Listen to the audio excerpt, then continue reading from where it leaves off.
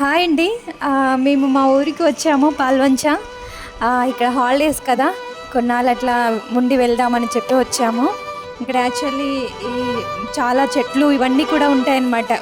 Fruits ఏంటంటే సపోటా, పాల చెట్లు, కొబ్బరి చెట్టు, జామకాయలు ఇవన్నీ న్యాచురల్ కదా. ఈ హాలిడేస్లో అయినా ఇలా తినేసి వెళ్దామని వచ్చాము. ఎందుకంటే మనకి అక్కడ దొరికేవన్నీ కూడా కల్తీవే కదా.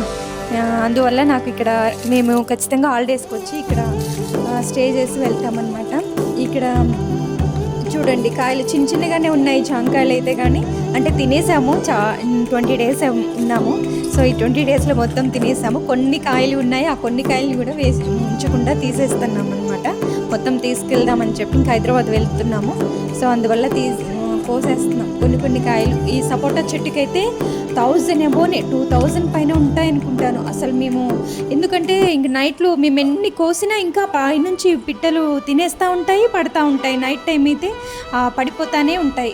ఎంత స్వీట్ ఉంటాయంటే చాలా, మళ్ళీ సైజు కూడా పెద్దదిగా ఉంటాయి. ఇవి లాస్ట్ మిగిలిపోయినాయి కాబట్టి చిన్న చిన్న కాయలు ఉన్నాయి.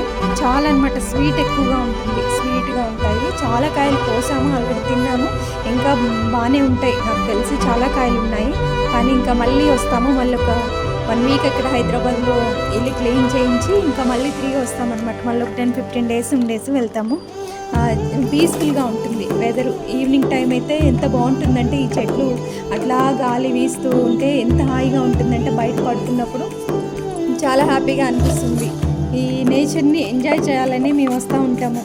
నేను ఎక్కడికి వెళ్ళడానికి ఇష్టపడను, కానీ మా ఇంటికి రావడానికి మేము చాలా ఇష్టపడుతూ ఉంటాను.